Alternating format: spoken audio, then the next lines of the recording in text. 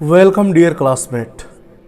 एक मशहूर motivational speaker ने बड़ी सभा में लोगों से एक क्वेश्चन किया कि आप में से कितने लोग बिजनेस करना चाहते हैं।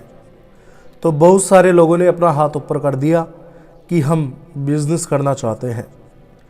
जैसे ही लोगों ने हाथ ऊपर किया तो उस मशहूर मोटिवेशनल स्पीकर ने कहा कि आप में से 90% लोग असफल होंगे, क्योंकि आप में से 90% आदमी केवल बिजनेस करने की सोचते ही रह जाएंगे। कभी भी बिजनेस करने का ट्राई नहीं करेंगे कि बिजनेस कैसे किया जाता है।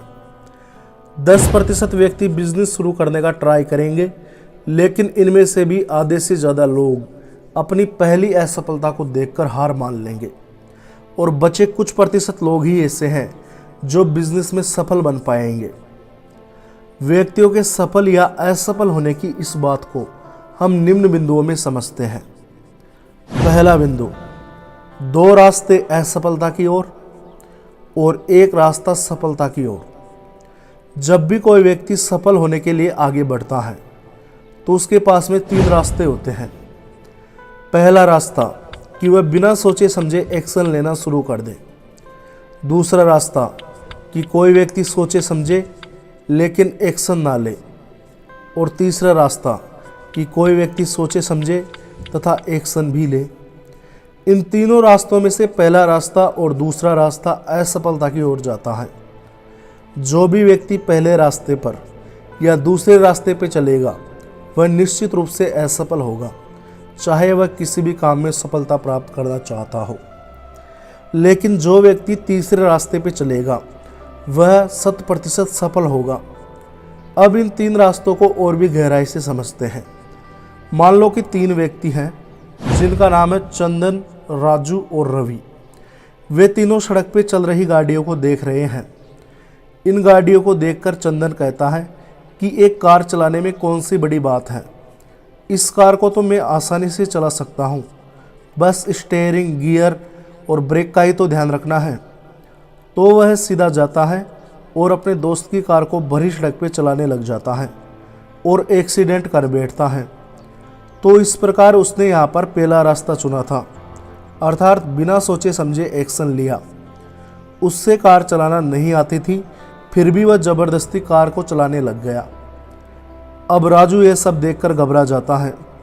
वह इन बातों को जानता है कि यदि वह कार चलाने का प्रयास करेगा तो धीरे धीरे वह भी कार चलाना सीख जाएगा। लेकिन उसने अभी चंदन का जो एक्सीडेंट देखा उसकी वजह से उसके अंदर दहशत बैठ गई और उसने कभी कार चलाने का ट्राई ही नहीं किया। इस प्रकार राजू ने सोचा समझा लेकिन एक्शन नहीं लिया, इसकी वजह से वो असफल हो गया। अब तीसरा व्यक्ति जिसका नाम है रवि, वह पहले कार ऐसे स्थान पर चलाने की प्रैक्टिस करता है जहां पर एक्सीडेंट होने की संभावना नहीं है, तो वह कार चलाने में सफल हो जाएगा। रवि सफल हुआ क्योंकि उसने सोचा समझा और सोचने समझने के साथ में उसने एक्शन भी लिया।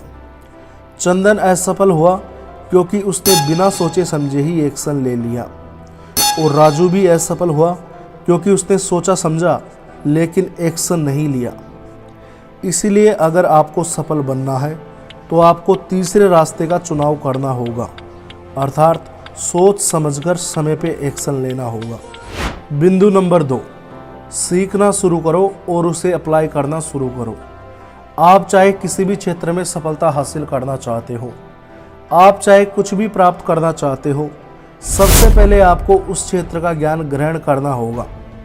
यदि आप एक सफल बिजनेसमैन बनना चाहते हो तो आपको उन लोगों से सीखना होगा जो पहले से ही बिजनेस में सफल बन चुके हैं। आपको सीखने के लिए उन्हें ऑब्जर्व करना होगा, उनकी किताबों को पढ़ना होगा। यह सीखने से मेरा मतलब है कि आप इस प्रकार ज्ञान प्राप्त करें कि आप उस ज्ञान का उपयोग सफलता पाने के लिए कर सकें। यहाँ मैं सीखने के उस तरीके की बात नहीं कर रहा जिस तरीके को हमें हमारी स्कूलों में सिखाया जाता है। आपको चीज़ों को केवल याद नहीं करना है बल्कि उन्हें समझना भी है। अब समझते हैं कि सीखा कैसे जाता है या लर्निंग कैसे की जाती है। किसी भी चीज़ को सीखने के लिए आपको सबसे पहले अपने दिमाग को बिल्कुल शांत करना होगा। आपका दिमाग जितना शांत होगा आप उतनी ही जल्दी चीज़ों को समझ पाएंगे। जब आप किसी बात को सुन रहे हो या पढ़ रहे हो तो उसे केवल सुनो या केवल पढ़ो। उस बात को पढ़ते या सुनते समय अन्य बातों को मत सोचो।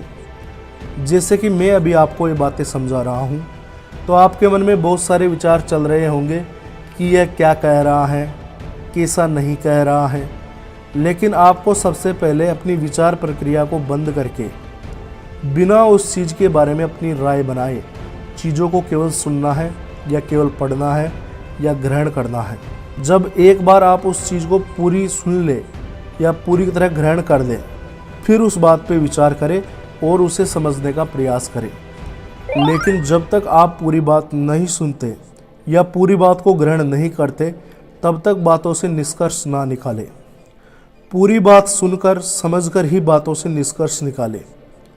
और जब आपको कोई बात पूरी तरह समझ में आ जाए तो उस बात को अपने जीवन में अप्लाई करें, उस हिसाब से कार्य करना शुरू करें। एक सबसे महत्वपूर्ण बात जो मैं आपको बताना चाहूँगा कि किसी भी क्षेत्र में सफल होने के लिए केवल सीखना ही पर्याप्त नहीं है, बल्कि सीख कर चीज़ों को अपने जीवन में अप्लाई करना भी ज़रूरी है।